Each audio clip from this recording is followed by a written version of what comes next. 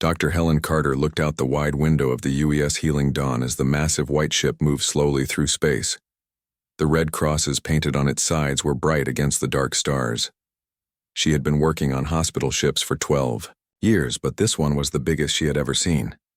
The ship was 3 miles long and carried over 2,000 doctors, nurses, and medical workers. Captain Jake Morris walked onto the bridge where Helen stood. He was a tall man with gray hair and kind eyes.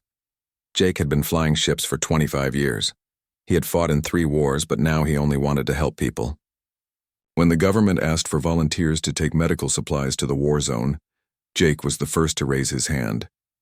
"Dr. Carter, we should reach the Zephyrian colonies in 2 hours, Jake said. "My crew is ready to start taking patients as soon as we arrive." Helen nodded. The Zephyrians were fighting a terrible war against the Skarn Empire. Thousands of people were hurt and needed help. The Healing Dawn was their only hope for medical care. The ship had 20 operating rooms, 500 hospital beds, and the best medical equipment that humans had ever built. Nurse Lisa Park was working in the main medical bay. She was checking supplies and making sure everything was ready for the wounded. Lisa had volunteered for this mission even though her family begged her to stay home. She believed that helping people was more important than staying safe. "We have enough medicine for 3,000 patients," Lisa told her team. "The blood bank is full and all the machines are working perfectly." The medical bay was huge. It had bright white walls and clean floors. Machines that could heal almost any injury filled the room. There were beds for humans, Zephyrians, and even other alien species. The doctors on the Healing Dawn had promised to help anyone who needed. Commander Alex Stone walked through the ship checking security. He was worried about being so close to enemy space. Alex had fought the Skarn before and knew how cruel they could be, but he also knew that hospital ships were protected by galactic law. No one was allowed to attack them. "Sir, we are picking up some radio signals from Zephyr Prime," said Lieutenant Ben Clark from the communications room. "It sounds like they have hundreds of wounded people waiting for us." Alex looked at the star charts on his screen. The Skarn Empire controlled the space around 3 nearby star systems. Their warships patrolled the area looking for enemy ships to destroy. But the Healing Dawn was painted white with red crosses. Every species in the galaxy knew that these markings meant the ship was only there to help the wounded. Captain Morris called all senior officers to a meeting. Dr. Carter, Commander Stone, Chief Engineer Paul Davis, and Head Nurse Lisa Park gathered in the conference room. The room had a big table and chairs for 20 people. "We will arrive at Zephyr Prime in 90 minutes, Captain Morris said. "The planet's government says they have 800 wounded civilians who need immediate medical help. Most of them are children." Dr. Carter felt her heart sink. She had treated wounded children before, but it never got easier. "Do we know what kind of injuries they have?" "Plasma burns, broken bones, and some kind of poison gas exposure," the captain replied. "The Skarn have been bombing civilian areas for 3 weeks. Paul Davis spoke up. "Captain, my engines are running perfectly. We can stay here as long as needed. I also want to report that all medical equipment is working at full power." Commander Stone looked at his security reports.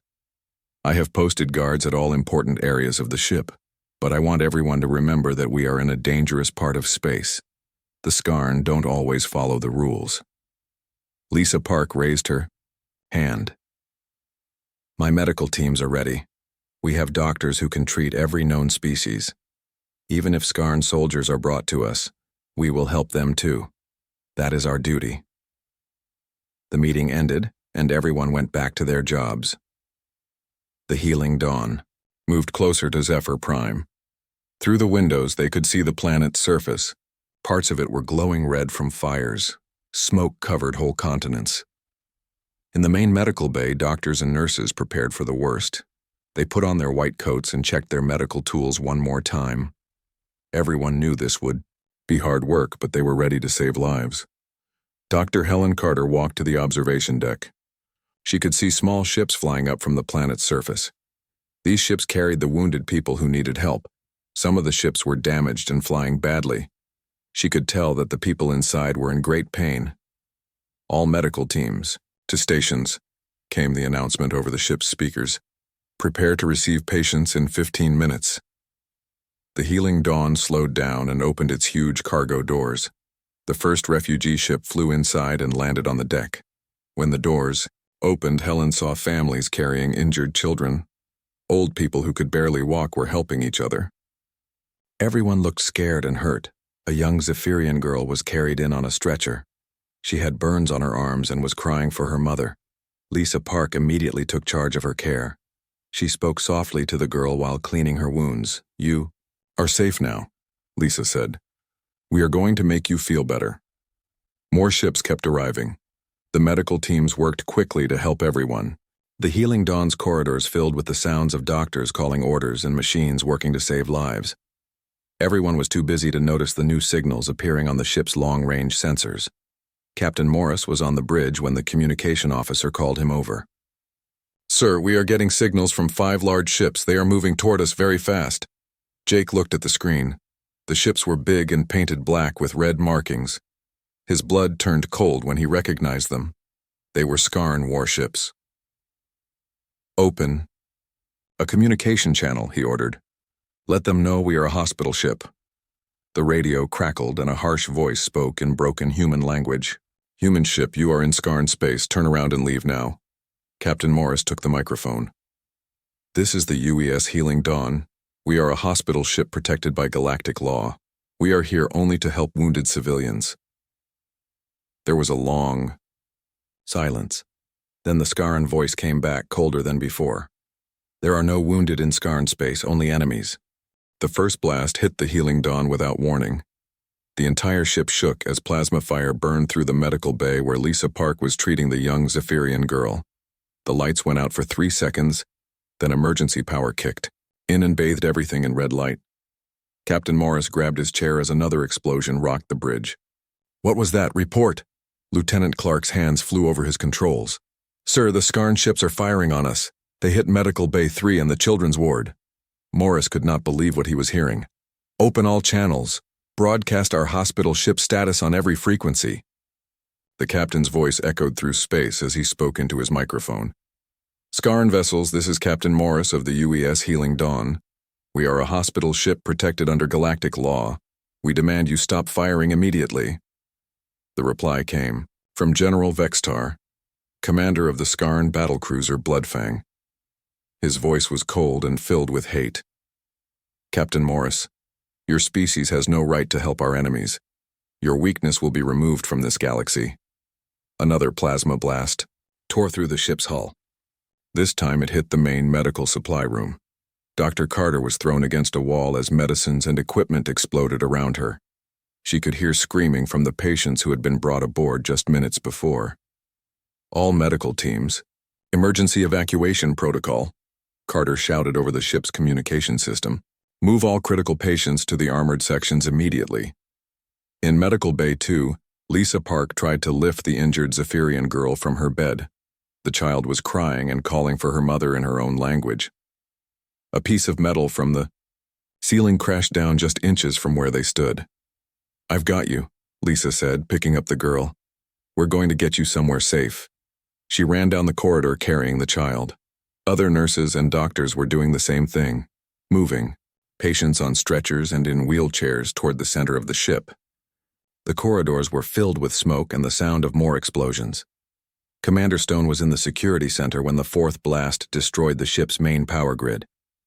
Half the lights went out and several computer screens went black.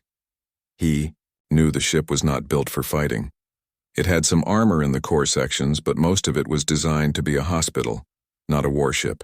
"All security teams help with patient evacuation," Stone ordered. "Forget everything else, just save lives." Chief Engineer Paul Davis was in the engine room trying to keep the ship's systems running.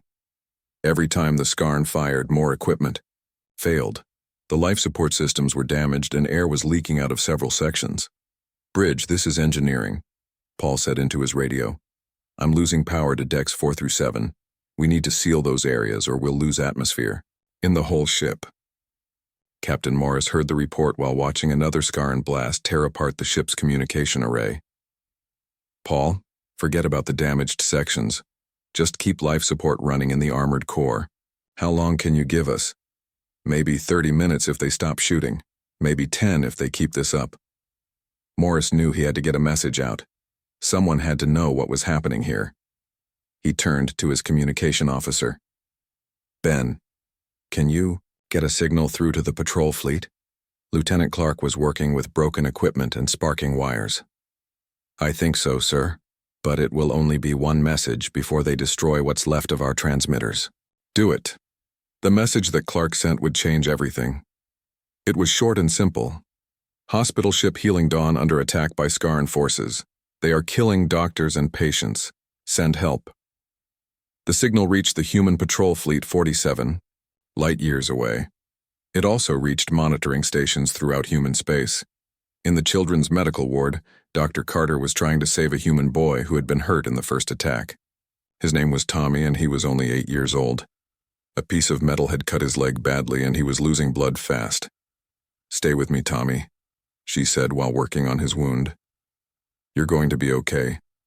But even as she spoke, another blast destroyed half the medical ward. Carter threw herself over the boy as debris rained down around them. When she looked up, she saw that most of the room was gone. Open space and stars showed through a huge hole in the ship's hull. Lisa Park was still carrying the Zephyrian girl when she reached the armored core section. The area was crowded with patients, doctors, and nurses. Everyone was scared and many people were hurt. She found a corner where she could put the girl down safely. What's your name? Lisa asked the child in simple Zephyrian. Kayla, the girl whispered. Don't worry, Kayla. The bad people won't hurt you anymore. But even as Lisa spoke, she could hear the Skarn ships firing again. The attacks were not random. General Vextar was targeting the medical areas on purpose. He wanted to kill as many doctors and patients as possible. Captain Morris received reports from all over his ship. Medical Bay 1 was completely destroyed. The children's ward was gone. The surgical units were burning. Of his 2,847 crew members and patients, he had already lost over 400 people. Sir, the Skarn are demanding our surrender, Lieutenant Clark reported. Morris took the microphone one last time. General Vextar, we surrender. Stop firing. We have children and wounded civilians aboard. The Skarn general's laughter came through the speakers. Surrender is not acceptable. Your ship will be destroyed as an example to others who help our enemies. The final attack lasted 8 more minutes. The Skarn ships fired until the Healing Dawn was broken in half. Emergency. Pods launched from the dying ship carrying the survivors. Captain Morris stayed on the bridge until the last pod was away. Then the section where he stood was hit by plasma fire. Dr. Carter found herself floating in space in an escape pod with 12 other survivors, including little Tommy and the Zephyrian girl Kayla. Through the pod's window, she could see the burning wreckage of the Healing Dawn drifting in pieces. Lisa Park was in another pod with 15 survivors. She held Kayla close and watched their hospital ship die. The white hull with its red crosses was now black and twisted metal. Bodies of doctors and nurses drifted among the debris. Of the 2,147 people who had been aboard the Healing Dawn, only 432 survived in the escape pods. The rest were dead, killed while trying to save lives. The Skarn ships left the area, satisfied with their work. General Vextar sent a message to his commanders. The human hospital ship has been destroyed. Let this be a warning to all who would help our enemies. But the general had made a terrible mistake. The message that Lieutenant Clark had sent before the ship died was already spreading through human space. Every human world was hearing about doctors and nurses killed while treating patients. They were learning about children murdered in their hospital beds. The attack had lasted only 18 minutes, but it would start a war that would change the galaxy forever. Admiral Kate Sullivan was drinking coffee in her quarters aboard the UES Vengeance when the emergency alarm started screaming. She had been in the military for 30 years and knew the sound of real trouble. Kate ran to the bridge, still wearing her old uniform shirt and boots. "Report," she shouted as she reached her command chair. Commander Rick Hayes was already at his station reading the incoming messages. His face was white with anger. "Admiral, we just received a distress signal from the Healing Dawn. The Skarn attacked." And destroyed a hospital ship. Kate felt her blood turn cold. That's impossible. Hospital ships are protected by law. Even the Skarn wouldn't. Ma'am, we have video footage from the survivor pods. Rick put the images on the main screen. Kate watched doctors and nurses running through smoke-filled corridors carrying wounded children. She saw plasma fire burning through medical bays full of patients. She watched the great white ship with red crosses break apart as escape pods fled into space. How many survivors? Kate asked, her voice shaking with rage. 432 out of almost 3,000 people, Admiral. Kate Sullivan had seen many terrible things in her long military career. She had fought in 3 wars and lost friends in dozens of battles. But nothing had ever made her this angry. The Skarn had not just attacked a ship. They had attacked the idea that some things were sacred. They had killed people whose only crime was trying to save lives. "Get me President Walsh immediately," she ordered, "and send orders to every ship in the 3rd Fleet. We're going to the Kepler sector." Within 2 hours, emergency meetings were happening on every human world. President Danny Walsh stood before the Colonial Assembly on Earth. The huge room was packed with representatives from all the human colonies. Everyone had seen the footage from the Healing Dawn. "Fellow humans," President Walsh began, his voice filled with controlled anger. "Today the Skarn Empire has committed the worst war crime in galactic history. They have attacked and destroyed a hospital ship. They have murdered doctors, nurses, and the patients they were trying to save." The assembly hall erupted in angry shouts. Representatives jumped to their feet demanding immediate action.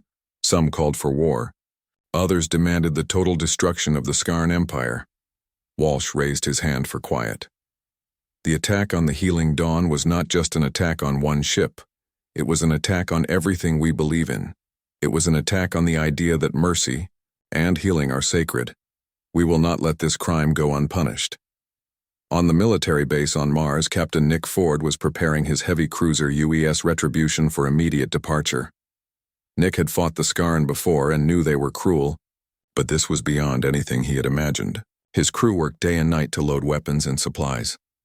"Sir, we just received new orders," said his first officer, Lieutenant Commander Sam Wright. "We're joining Admiral Sullivan's task force. Every available ship is being called up." Nick looked at the star charts showing the route to Kepler sector. "How many ships are we talking about, Sam?" "So far, over 200. More are coming from every colony world." The human military was mobilizing faster than ever before. Ships that had been scheduled for repair were quickly fixed and sent to join the growing fleet. Civilian cargo ships were converted to carry weapons and supplies. Even old warships that had been retired were brought back into service. Lieutenant Commander Amy Brooks worked in the Intelligence Center on Luna Station. Her job was to coordinate with human agents throughout the galaxy. Amy had been tracking Skarn military movements for 5 years, but now her mission was different. "The attack footage is being broadcast on every news network in the galaxy," she reported to her commanding officer. "Other species are starting to react." "What kind of reactions?" asked Colonel Steve Miller. "The Zephyrians are offering to send their entire remaining fleet to help us. Even species that have been neutral are saying they're disgusted by the attack. The Centauri Confederacy is considering joining us." The footage of the hospital ship attack was indeed spreading across the galaxy. On alien worlds, people watched human doctors die while trying to save patients. They saw nurses killed while protecting children. Species that had never liked humans began to understand that some things were more important than politics. Admiral Sullivan's fleet grew larger every day. Ships arrived from Earth, Mars, the Jupiter colonies, and the Outer Rim territories.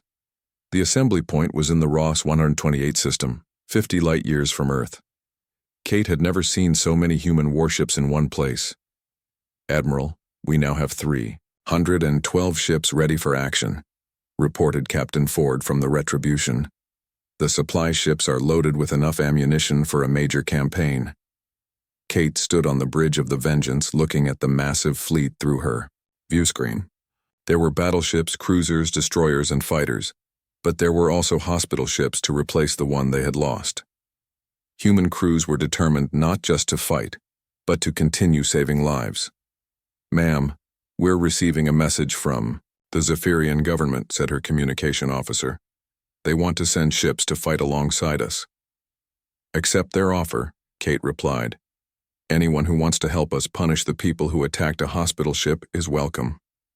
The Zephyrians sent 47 warships to join the human fleet. The Centauri Confederacy, which had been neutral for decades, sent 12 of their most advanced cruisers. Even some species that had been enemies of humanity offered to help. Back on Earth, factories worked around the clock to build more ships and weapons. The attack on the Healing Dawn had united humanity in a way that nothing else ever had. Rich colonies and poor colonies, military worlds and peaceful farming planets, everyone wanted to help punish the Skarn. Dr. Helen Carter was recovering in a medical station after being rescued from her escape pod. She had survived the attack, but lost many friends. When reporters asked her what she thought about the military response, her answer was broadcast throughout human space. Those people died trying to save lives, she said. They died because they believed that helping others was more important than their own safety. If the galaxy thinks that makes us weak, they're about to learn how wrong they are. General Vexitar, the Skarn commander who had ordered the attack, was pleased with his victory. He sent reports to his superiors saying that the destruction of the hospital ship would show other species not to help Skarn enemies. He expected the humans to be afraid and stay away from Skarn space. But Vextar had made a terrible mistake. He had not destroyed human resolve. He had created it. The footage of doctors and nurses dying while trying to save lives had awakened something in humanity that had been sleeping. The attack on the Healing Dawn had not shown that mercy was weakness. It had shown that mercy was what humans were willing to die for. Admiral Sullivan's fleet finished preparations and began moving toward the Kepler sector. 357 human ships, plus 73 Allied vessels. It was the largest military force that humanity had ever assembled. They were going to war, but they were also going to show the galaxy that some things were worth fighting for. The survivors of the Healing Dawn watched the news reports from their hospital beds. They had lost friends and colleagues, but they knew their sacrifice would not be forgotten.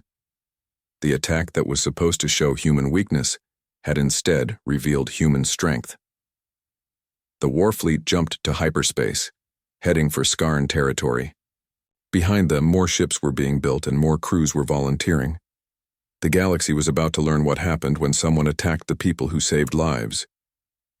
Admiral Kate Sullivan stood on the bridge of the UES Vengeance as her massive fleet dropped out of hyperspace at the edge of the Kepler sector. Through the view screen, she could see hundreds of human and allied ships spreading out in perfect formation. The sight made her heart pound with pride and anger. "Admiral, long-range sensors are picking up the Skarn fleet," reported Commander Hayes. 47 ships in defensive formation around their main base. Kate looked at the tactical display. General Vextar had gathered every available Skarn warship to defend against the expected human attack, but he had no idea what was coming for him. "Open a channel to all ships," Kate ordered. "This is Admiral Sullivan to all vessels. Today we fight not for conquest or territory. We fight for every doctor who died trying to save lives. We fight for every nurse who gave their life protecting patients. We fight to show the galaxy that mercy is not weakness." Captain Nick Ford heard the Admiral's words aboard the UES Retribution. His heavy cruiser was loaded with enough firepower to destroy a small moon. Nick had painted the names of the Healing Dawn's crew members on his ship's hull. Every human ship in the fleet had done the same thing. "All weapons charged and ready, Captain," reported his weapons officer, Lieutenant Sarah Bell. "We have full loads in all missile tubes." Nick stared at his screen showing the Skarn positions. "Good.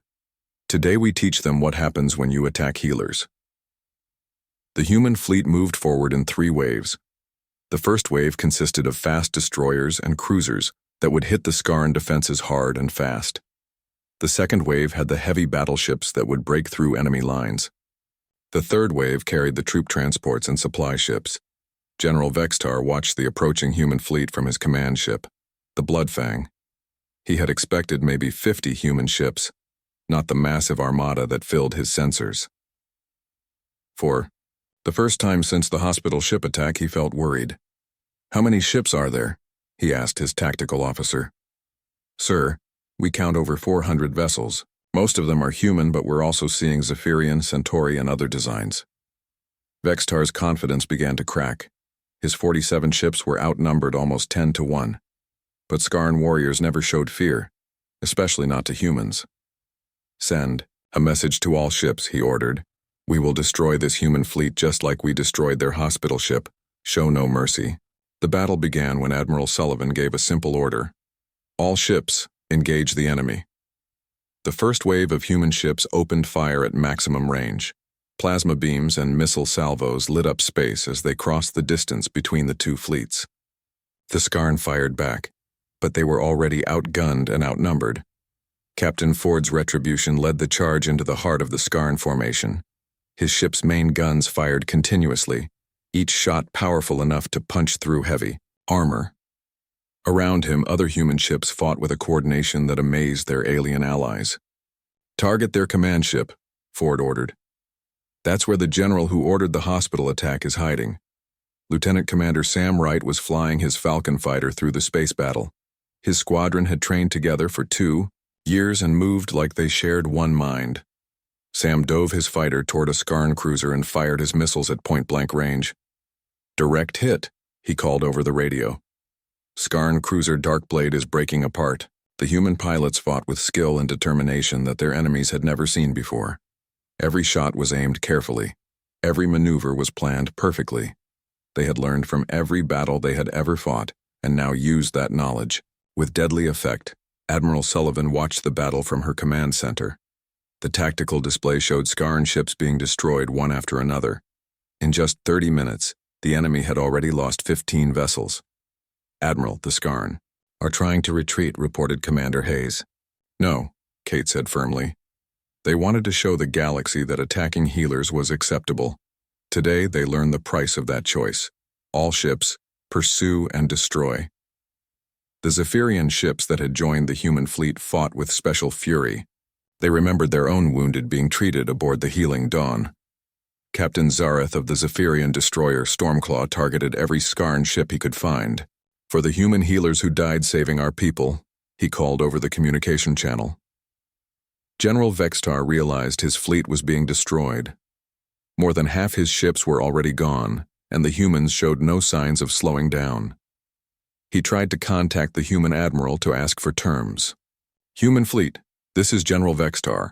We are prepared to discuss surrender terms.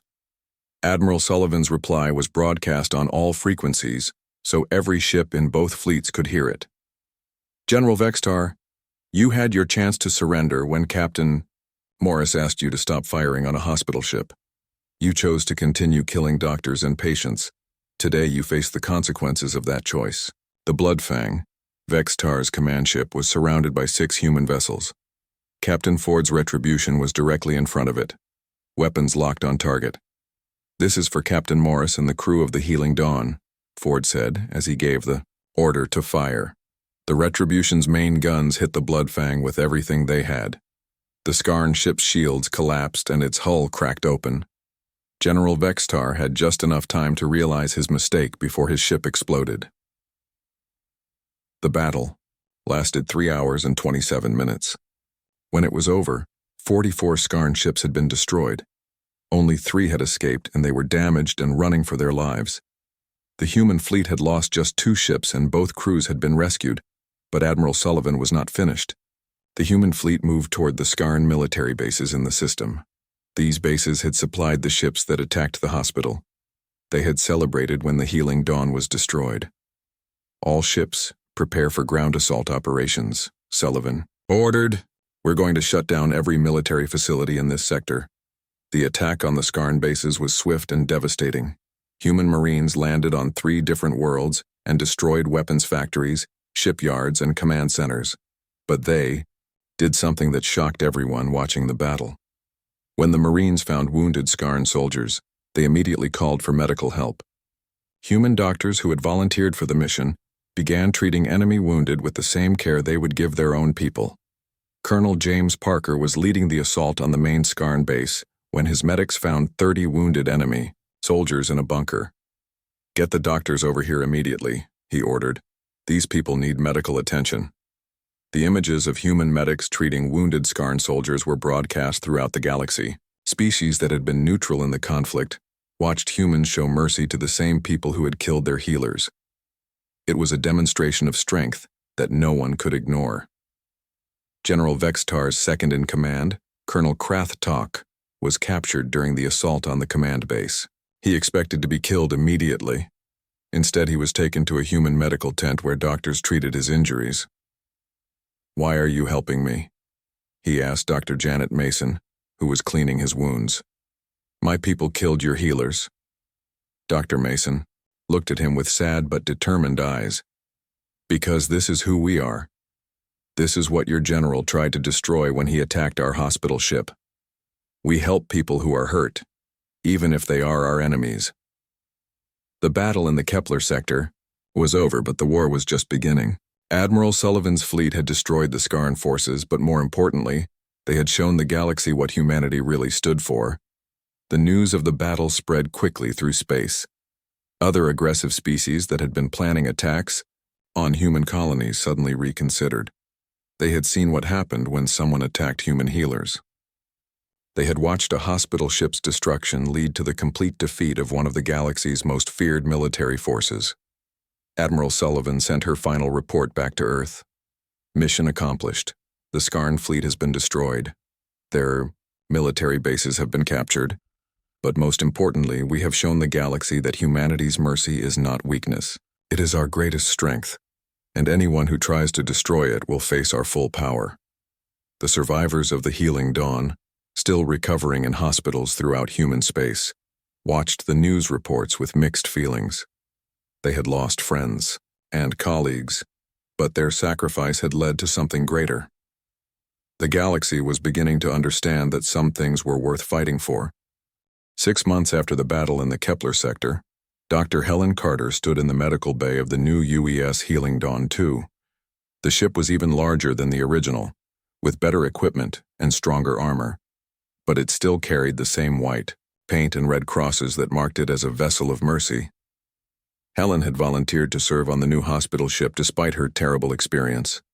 She believed that the work was too important to abandon because of one attack. Around her, doctors and nurses from dozens of different species worked together to help patients.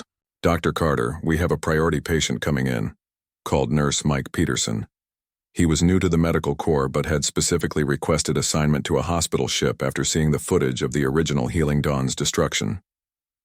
Helen looked at the patient information on her screen. The wounded person was a Skarn soldier who had been hurt in a mining accident on one of their border worlds. 6 months ago, this would have been impossible. No Skarn would have asked humans for medical help. But everything had changed after the Kepler battle. The Skarn Empire had officially surrendered 2 weeks after Admiral Sullivan destroyed their fleet. The new Skarn government had signed a peace treaty that included protections for all medical personnel and hospital ships. But more importantly, they had begun to understand what they had lost when they attacked the healers. President Danny Walsh sat in his office on Earth reading reports from across the galaxy. The attack on the original Healing Dawn had created changes that no one could have predicted. Species that had been enemies for centuries were now working together to protect medical workers. "Sir, the Galactic Medical Protection Treaty has been signed by 47 different governments," reported his assistant, Carol Wright. "Even species that have never cooperated before are agreeing to protect hospital ships and medical facilities." Walsh smiled as he looked at the treaty documents. The rules were simple but powerful. Any attack on medical personnel or facilities would result in immediate action by all treaty members. No one wanted to face the kind of response that the Skarn had experienced. Admiral Kate Sullivan had retired from active duty, but now served as the director of the new Galactic Medical Defense Force. Her job was to make sure that no hospital ship would ever be attacked again. The force included ships and personnel from every major spacefaring species. "Admiral, we have a report from the Outer Rim," said Captain Ford, who now served as her deputy. "Pirates attacked a Centauri medical station. 3 treaty member fleets are already responding." Kate nodded with satisfaction. "Good. The word needs to spread that medical facilities are off limits to everyone. The pirates who had attacked the Centauri medical station discovered what the Skarn had learned the hard way. Within 6 hours, they were surrounded by ships from 5 different species. The pirates surrendered immediately when they realized they were facing the same kind of coalition that had destroyed the Skarn fleet. On the planet Zephyr Prime, little Kayla was playing in a park with other children. She was the same Zephyrian girl that Nurse Lisa Park had saved during the hospital ship attack. Kayla was healthy now, but she remembered the human nurse who had protected her. A memorial stood in the center of the park. It listed the names of everyone who had died aboard the original Healing Dawn. Kayla brought flowers to the memorial every week and left them at the base where Lisa Park's name was carved in stone. "Thank you for saving me," she whispered in her own language, just like she did every week. Similar memorials had been built on hundreds of worlds. The story of the hospital ship attack had become known throughout the galaxy. Children of every species learned about the doctors and nurses who had died while trying to save lives. Dr. Janet Mason was working in a medical center on the border between human and former Skarn space. She was the same doctor who had treated wounded enemy soldiers after the Kepler battle. Now she ran a clinic that served both humans and Skarn who lived in the area. "Doctor, we have a family of Skarn refugees who need help," said her assistant, Nurse Tom Bradley. "They walked 50 miles to get here because they heard that humans would treat anyone who needed medical care." Janet smiled and prepared her medical equipment. This was why the original Healing Dawn had been built. This was what Captain Morris and his crew had died for. The idea that anyone who was hurt deserved help, no matter who they were or where they came from. The Skarn family included 2 parents and 3 young children. They had been injured in an earthquake and had nowhere else to go. The nearest Skarn medical facility was hundreds of miles away, but they knew the humans would help them. "We are sorry about your hospital ship," the Skarn father said in broken human language. "Our old government was wrong to attack healers." Janet treated his injuries while speaking softly. "That's in the past now. What matters is that you're here and we can help you get better." General Vexitar was dead, killed when his ship exploded during the Kepler battle. But his replacement, General Mordak, had a very different view of humans. Mordak had been one of the Skarn officers captured during the battle. He had been treated by human doctors even though he was their enemy. "The humans could have killed all of us," Mordak told the new Skarn government. "Instead, they saved our lives. We were wrong about them. They are not weak. They are strong enough to show mercy even to those who hurt them." The new Skarn government had made studying human medical techniques a priority. They wanted to learn how to build their own hospital ships and train their own doctors to help others. It was a complete change from their old military-focused culture. Lieutenant Commander Sam Wright, the fighter pilot who had fought in the Kepler battle, now worked as an instructor at the new Galactic Defense Academy. He taught young pilots from every species how to protect medical ships and facilities.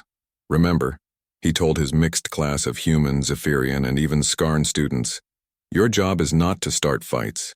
Your job is to make sure that healers can do their work safely. The galaxy is a better place when doctors can help people without fear." The students listened carefully. They had all heard the story of the Healing Dawn and understood the importance of their mission. President Walsh gave a speech on the first anniversary of the hospital ship attack. Representatives from across the galaxy attended the ceremony, including the new Skarn ambassador. 1 year ago, evil people tried to destroy the idea that healing and mercy were sacred, Walsh said. They thought that attacking doctors and nurses would show the galaxy that humans were weak. Instead, they showed the galaxy what humans are willing to fight for. The ceremony included the launching of 12 new hospital ships, each one named after a crew member who had died on the original Healing Dawn. The ships would serve throughout the galaxy, protected by the new treaty, and defended by the Medical Defense Force. Dr. Helen Carter was given command of the new UES Lisa Park, named after the nurse who had died protecting the Zephyrian girl. As her ship prepared to depart for its first mission, Helen thought about her friends who had died 6 months earlier. They had believed that helping others was more important than their own safety. Their sacrifice had not only saved individual lives but had changed how the entire galaxy thought about medical care and mercy. The attack on Earth's hospital ship had indeed changed everything, but not in the way the Skarn had intended. Instead of showing that mercy was weakness, it had proven that mercy was humanity's greatest strength. It had created a galaxy where healers were protected and respected by every civilized species. As the new hospital ships spread out across the stars, they carried with them the memory of those who had died and the promise that their sacrifice would never be forgotten. The galaxy was safer now, not because of fear, but because everyone had learned that some things were worth fighting to protect. The stars had never been more peaceful, and the healers had never been more secure in their sacred mission to help all who suffered.